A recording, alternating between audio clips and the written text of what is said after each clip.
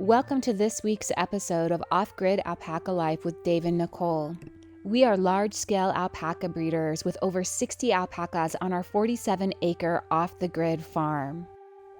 It's been only one day since we rescued a newborn alpaca the day after its mama died from a different farm. See us provide a high level of care to this orphan baby to make sure she survives on Earth.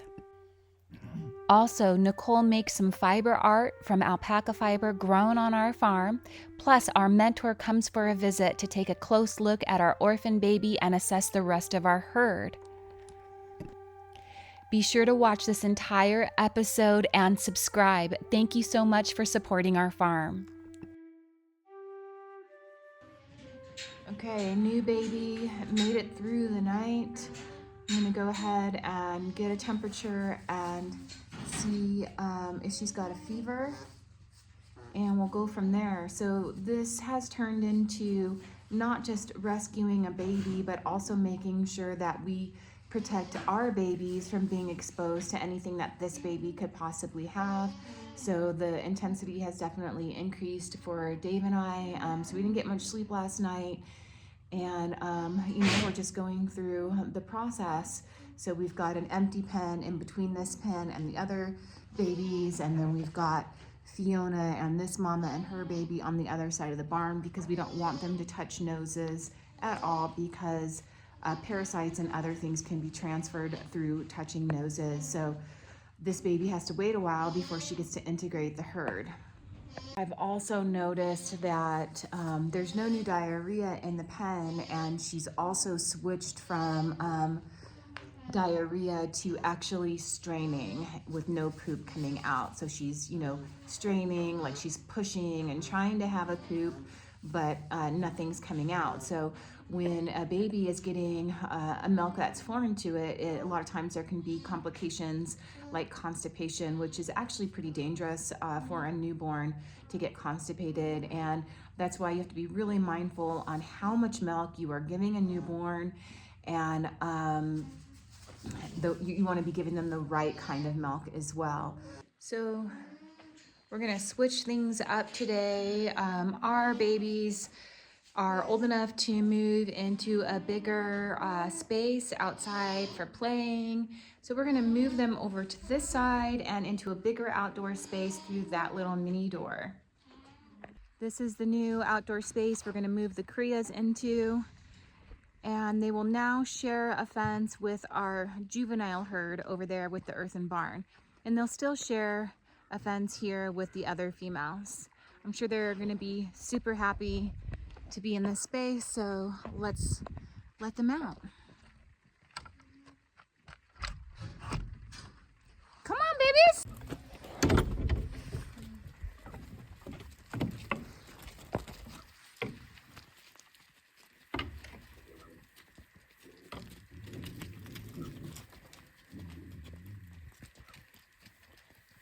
Come on, Cyprus. Come on, dude. They're a little bit confused.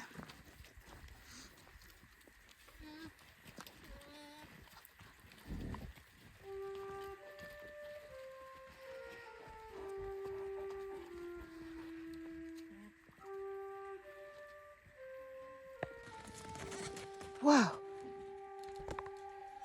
After just a few minutes in their new outdoor play space, the cria started having fun, running and leaping through the air, and the juvenile herd next door was so curious and happy to meet the babies.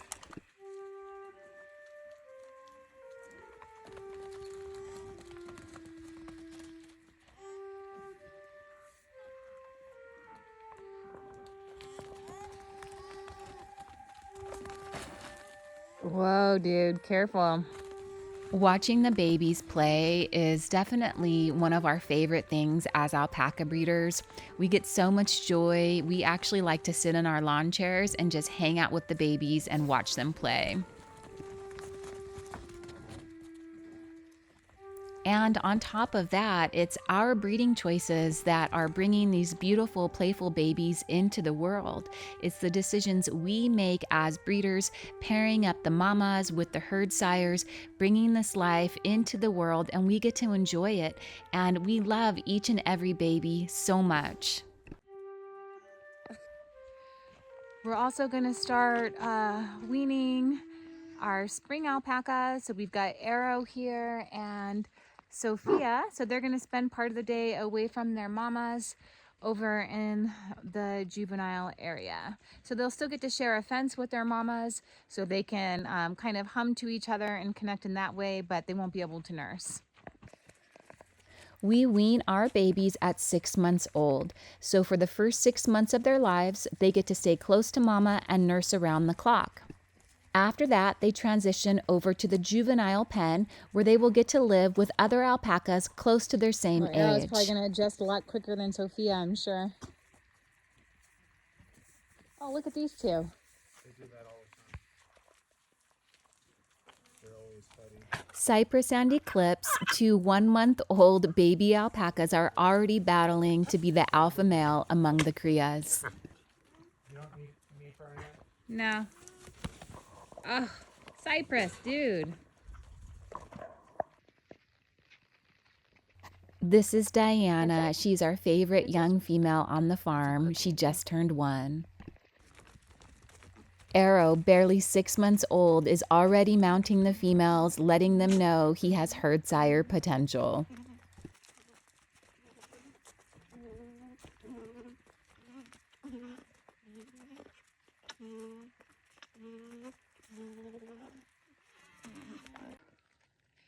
So here's a 1-year-old that Dave also brought to our farm from the same farm where the orphaned baby came from. So this 1-year-old had the same mama as the white baby, and if Dave would have just taken the white baby home, the 1-year-old would have been the only alpaca left on that farm, which is not good for an alpaca to be alone. They are herd animals, and they always need to be with other alpacas to be healthy, mentally and physically, and also feel safe and secure. They need to be with a family, so they need to be with a herd. And the more alpacas you have, you'll notice that the happier your alpacas are. They will be a lot more friendlier and well adjusted to your farm when you have a larger herd. Anyhow, so what we decided to do was bring the orphan baby outside here with this 1-year-old. We're keeping the 1-year-old in isolation for now because we've got to treat her for parasites and some other things as well before we integrate them with the rest of the herd.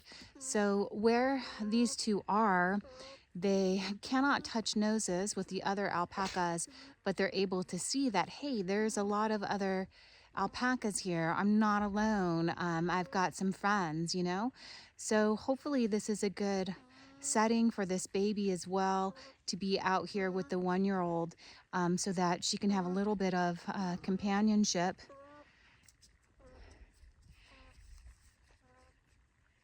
And she seems to be doing pretty good.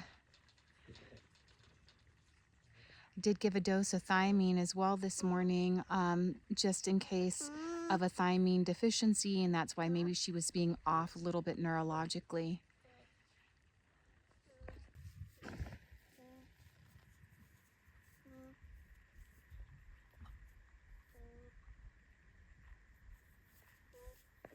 Today I'm going to be expanding my magical wardrobe by attempting to make a beret.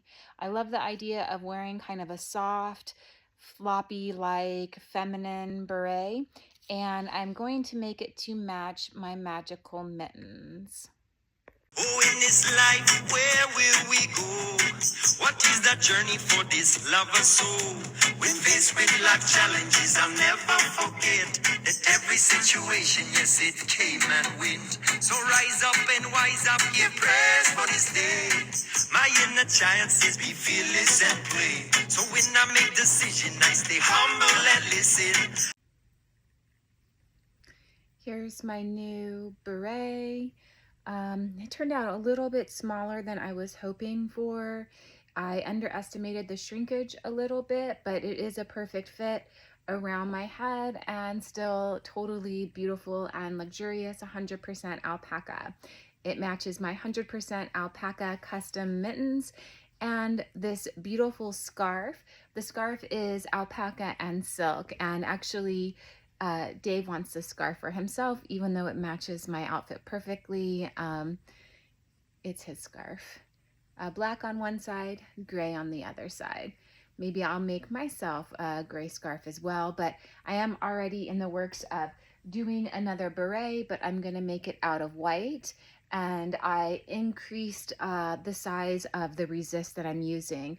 So, you know, when you're felting something and you want it a specific size, you've got to make a pattern, and they call that a resist in wet felting.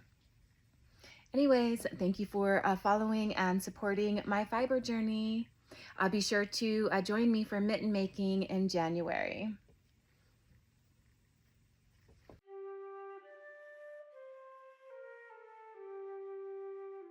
Before I can make the second beret, I have to card the fiber. Carding the fiber gets all of the fibers lined up in the same direction, just like when you brush your hair. The next step is stacking all of the layers of fiber on the resist. And then the wet felting begins. Wet felting is a primitive technique that uses friction and temperature changes, causing the fibers to become entangled, forming one unwoven textile. You can use your hands and other tools.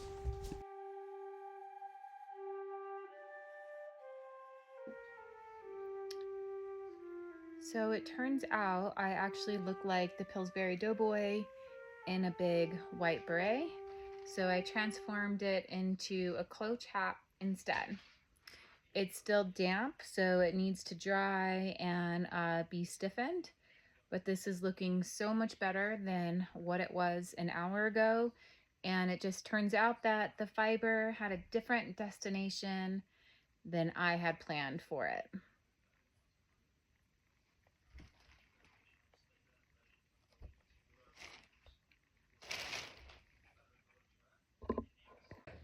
Morning update on baby Annie. No fever. She did have a mucoid diarrhea this morning that I witnessed. So I gave her some probiotics and electrolytes, and she got another dose of the antibiotics. But her energy's good. She's drinking all of her bottles, and her weight this morning is exactly the same as it was the night before last when she arrived on our farm. So that means that the bottles that we are giving are maintaining her body weight. So we'll slowly start to increase the amount of goat's milk that we're giving her so that she can increase her body weight. And it's a slow process because we don't want her to get GI issues. Like I said, she's already having diarrhea. So according to the alpaca field manual, you just increase the milk by 1% every third day until she's steadily gaining weight. Our mentor is going to be out here this morning, and she'll be checking her out and checking out all of our babies. So it's been a long time since our mentor came out for a visit. She's Noreen Vaughn from Arizona Alpacas and has been raising alpacas for 30 years. So we definitely value her input and her support. Thanks for your support and loving this little baby Annie.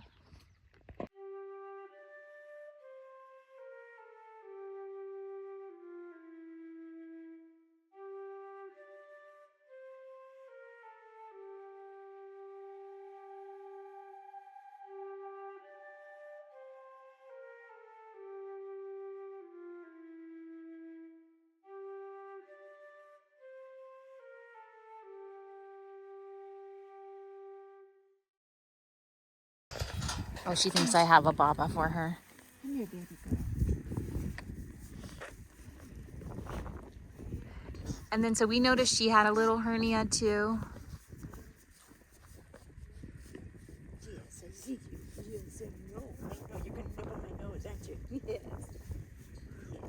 Yeah, her tendons in these Yeah, they're loose. That's why they're knocking together. I've seen worse on the umbilical hernia. I would just that hole is this big. Yeah. She should be banded Okay. like you did the other one. Yeah, I mean, his was much bigger than hers. Yeah. But it might just keep watching it, and I would band it now so it closes up sooner. Yeah, I finally got the band from the llama company, so we have a legit band, so I don't have to make a homemade one. And again, they bathe her, so we have no idea what And they her blow fiber. dried her. I'm looking at what's in the skin. They did not. They did not blow dry her. They gave her a bath. She looks blow dried to me. She is silky. Come here, Dave. She's got nice kinking. She is silky. I don't know what you mean by silky. It's a new term that they come up with. Oh, she's got some nice comfortable skin. That's what we Oh, she does? Not Yeah. really. She's stretchy. No. I'm saying, look, it's coming in. Yeah. See? Oh, yeah. See the little- I see a little bit. The little bits here at the skin. So is it normal for her to be so pink just because Yes. she's white? Because she's white, she has no pigmentation anywhere. This area around the eyes and the nose, I would hope darken up by the time she's a month old. Okay. And vitamins will help her. I really like it. I told you it was really nice. Look at this. Really nice. Really nice. I think he has some possibilities of a sire. Well, I'm looking at the kink that's coming in. Yeah. It's throughout his fleece. Nice. Oh my goodness, and it's dense. I know. Very You know, dense. Dell was really dense. So Yes. is Glory. Yeah. That little girl's fleece looks awesome too. Yeah, she looks good. Hi, Peace. Oh, Vanessa. She's being weaned, so she gets unloaded on me. That's her. She's protecting this baby too. Yeah, she's just horrible. She's very protective of the herd. She's probably an alpha. She's absolutely an alpha. Samson? Nice.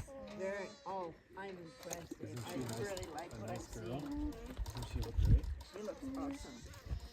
Oh my goodness. So she was itty bitty too, 10.2 pounds. But Her- hi, Cacao. His Oh, ears I are love your turning little gray. white tips. Oh my goodness. Cacao. Come here, Cacao. I love the eyes on that Surrey. Yeah. Hi, babies. Hi, He's Cacao. a male. Hi, Cacao. This is a niece. See you, Anise. So she's kind of adopted this one too. That's Helena, our bottle baby from last fall. So But she, Anise, didn't you breed her? Or you decided not to? No, I did, yeah. Oh, yes. Oh, Tank? you're doing so gentle. Thank Uh-uh. you. He- was he being put so one paw gentle. up. Good boy. hi This is her Rita. baby this year. This is Clayton, the brown one with the white face. So Oh, okay. I bred, he's out of Atiak, so I bred Atiak to her again. This is whose? This is Anise's. Wow. Look at the fiber on Yeah, the he, coverage. Little fuzz bucket. That's Anise and Atiak. Wow. This is Sierra's girl. Look at you, pretty girl. Look that's at Rita. you. Remember she had that little birthmark on her Sierra- forehead? Sierra has it too. Look at her fiber. Yes. Sarah has a black spot. Oh, she does? See it?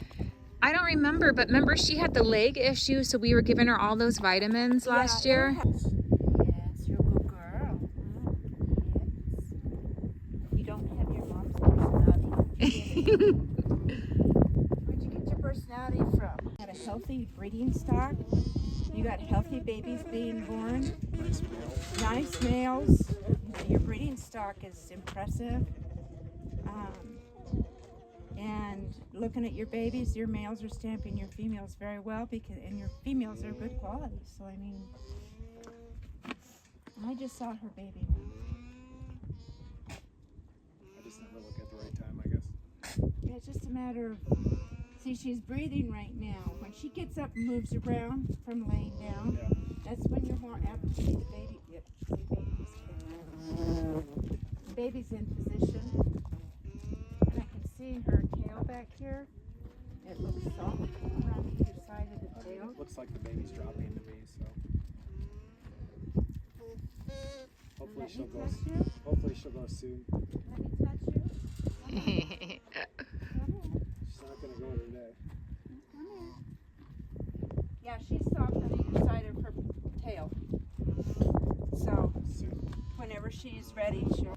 Here's baby Annie. You can see that she has a lot of spit on her face because she keeps trying to nurse off of the 1-year-old Tiara, and Tiara is having to set some boundaries. I'm gonna go ahead and give her a bottle.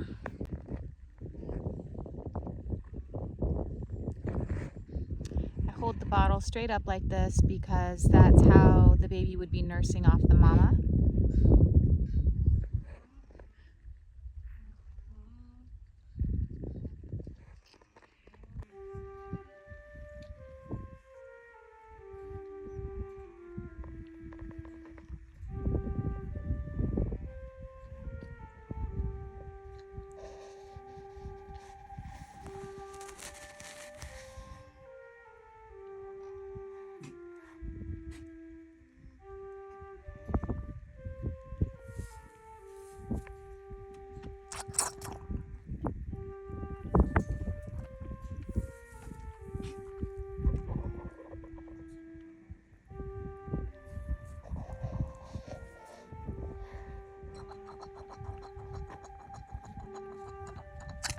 Little baby Annie has an umbilical hernia, so I'm going to go ahead and put an umbilical band on her tummy to keep the intestines tucked up inside her abdominal wall.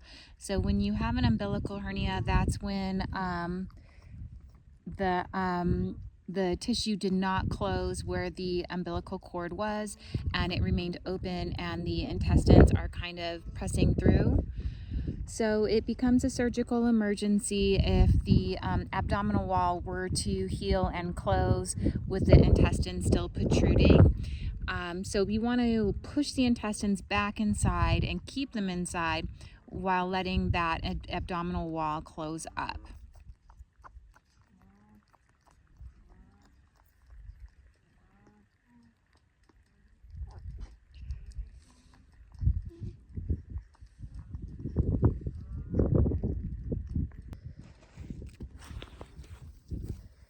This is the hernia band that I bought online. We haven't used it before. The last baby we had with an umbilical hernia, I made a homemade band for it, and it actually healed up in no time. So we will try this band though today.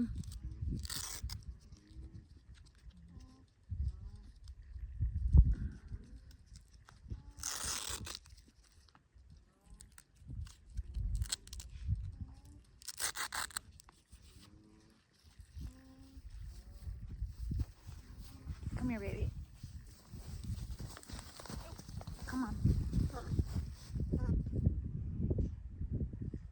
So I'm pushing the intestine back inside. You can easily feel it with your fingers. And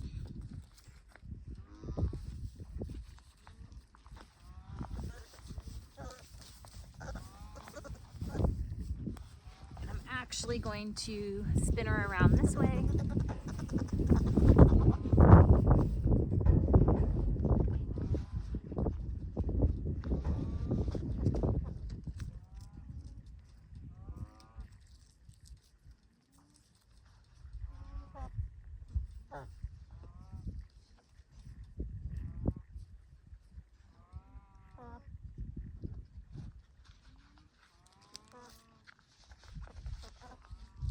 Just making sure that I've got it in the right spot.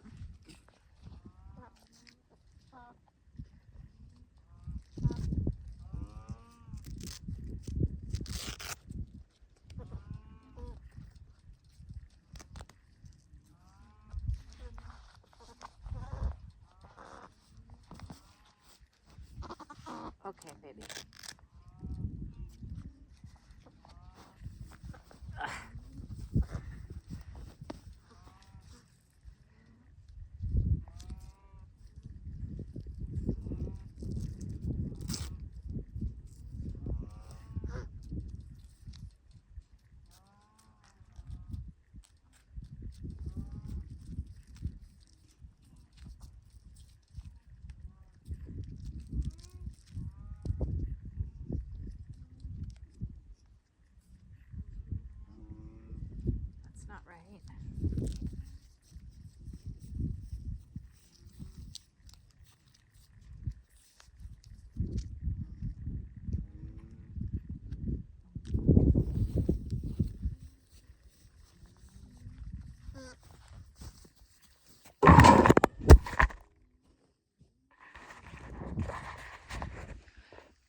She's probably not gonna like it.